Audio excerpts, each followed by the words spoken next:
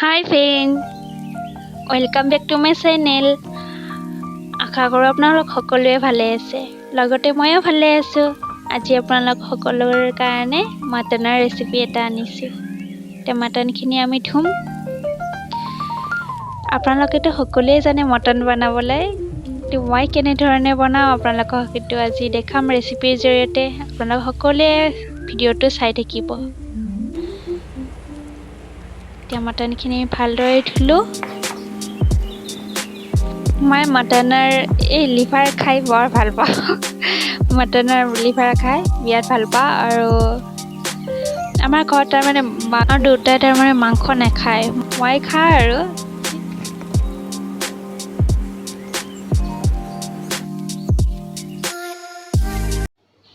এয়া নহৰু লৈছোঁ, আদা আৰু এই জলকীয়া অলপমান বেছি কৰি লৈছোঁ, যিহেতু খোৱা মানুহ বেলেগ নাই, ময়ে অকলে সেইকাৰণে। আৰু জ্বলা মই যিহেতু অলপ বেছি খাওঁ সেইকাৰণে জ্বলা বেছিকৈ লৈছোঁ। আপোনালোকে কম খালে কম ল'ব।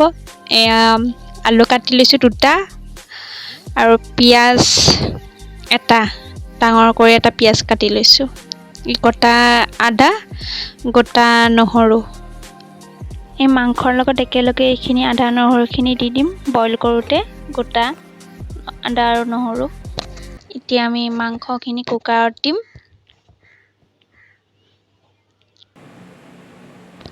অলপমান পানী দিম, বেছি নিদিওঁ। ছাগলী মাংসৰ অলপ পানী থাকেয়ে, অলপমান দিছোঁ পানী।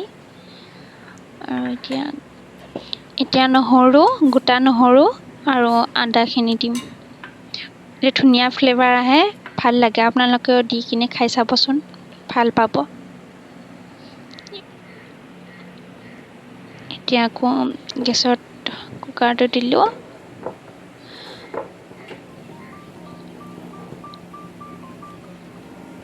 বইল হ'বলৈ অলপমান জাষ্ট স্লাইট নিমখ দিম, যাতে মাংসত নিমখখিনি ভালদৰে এতিয়া কুকাৰটো এনেকৈ লৰাই দিছোঁ, জাষ্ট নিমখখিনি যাতে সোমাই যায়। উতল আহিবলৈ ধৰিছে। ঢাকনখন এতিয়া নিদিওঁ, অলপ উতল আহক। এই উতল আহিছে, ঢাকনখন মাৰি দিছোঁ। 3টা চিটি দিম। 3টা চিটি দিয়াৰ পিছত গেছটো অফ কৰি দিম।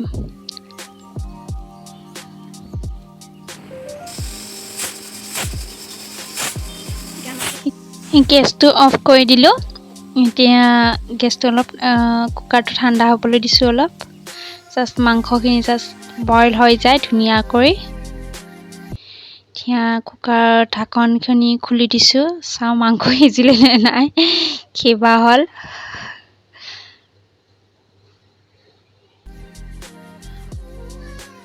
ফ্ৰেণ্ড, ধুনীয়াকৈ মাংস সিজিছে, ভাল মাংস। ধুনীয়া এখন কাৰী হ'ব আজি। এয়া আলু ফ্ৰাই কৰিবলৈ ধৰিছোঁ, অলপ নিমখ দিছোঁ। আলুটো ফ্ৰাই কৰি কিনে কাৰীত দিলে বৰ সোৱাদ হয়। আপোনালোকেও তেনেকৈ বনাবচোন। আজি মোৰ যেনেকৈ বনালোঁ ৰেচিপিটো, আপোনালোকে ভাল লাগিলে সেনেকৈ এদিন বনাই কিনে খাবচোন, ভাল পাব আপোনালোকে। এতিয়া তেলত এই আলু ফ্ৰাই কৰা তেলখিনি, পিঁয়াজখিনি দিছোঁ ফ্ৰাই কৰিবলৈ।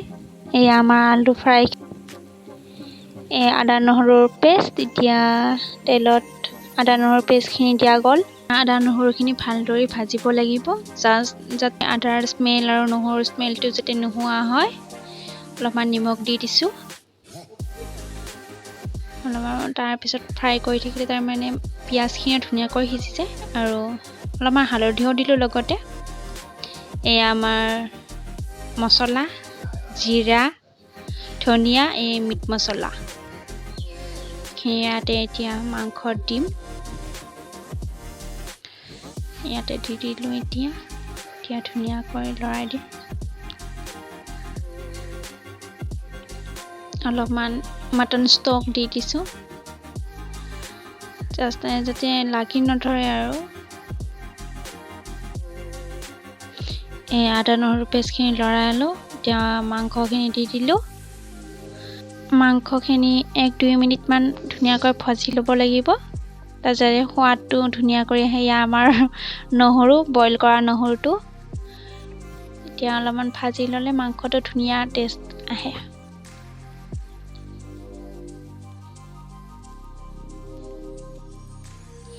এতিয়া আমি লাহেকৈ আলুখিনি দি দিম, ফ্ৰাই কৰা আলুখিনি। এতিয়া আলুখিনিৰ লগত মাংসখিনি ভাজি ল'ম। মাংসৰ জোল বনাবলৈ সদায় আলুখিনি ফ্ৰাই কৰিব লাগে, তেতিয়া মাংসৰ কাৰীটো খাবলৈ বৰ সোৱাদ হয়। এতিয়া মাংসখিনি লৰাই আছোঁ। এতিয়া অলপমান কাৰী দি দিলোঁ, মাংসৰ ষ্টক, মাটন ষ্টক।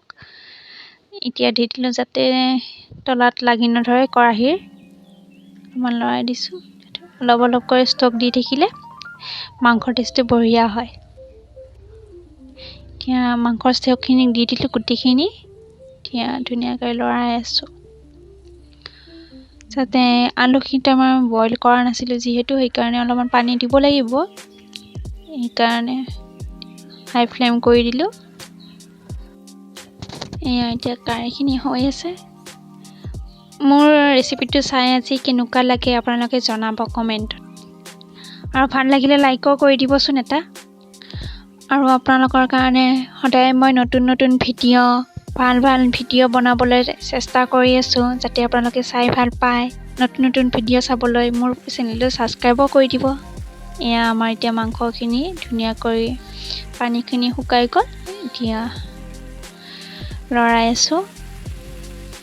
এতিয়া গৰম পানী এগিলাচ দি দিছোঁ, যাতে গৰম পানী দিলে মাংসৰ টেষ্টটো তাৰমানে আপোনাৰ গৰম গৰম হৈ থাকে যে, পানীটোও গৰম, মাংসটো একদম ধুনীয়াকৈ ফ্ৰাই কৰি থকা যায় যে, সেইকাৰণে গৰম পানী দিলে মাংসখিনি বিৰাট টেষ্টি হয়।